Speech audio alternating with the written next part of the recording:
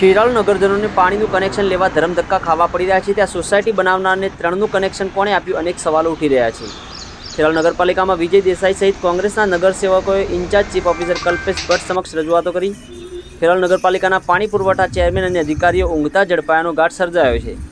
ખેરાલુમાં બહારથી આવી જગ્યાઓ ખરીદીને સ્કીમો મૂકી જાડી નોટ બનાવતા બિલ્ડરો પૈકી શ્રી બંગલોઝના નોટિસ આપવામાં આવી છે। નગરપાલિકાએ 13/7ના રોજ આપેલી નોટિસમાં 5 દિવસમાં વહીવટ કરતા શ્રી બંગલોઝ સિદ્ધપુર ચોકડી નજીકને આજે 25 દિવસ થતાં કોઈ ખુલાસો નથી આવ્યો।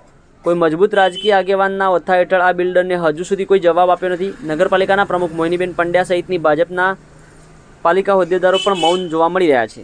Online TV news Suresh Thakor સાથે ફારૂક મેમણ, ખેરાલુ।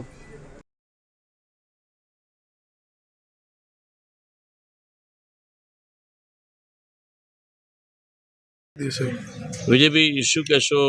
ખેરાલુ શહેરમાં પીવાના પાણીની લાઇનમાં સોસાયટીવાળાએ શું કામ કર્યું? છેલ્લા ઘણા સમયથી કોલેજ વિસ્તારના લોકોનું પાણી મળતું નથી, છેલ્લા એકાદ વર્ષથી।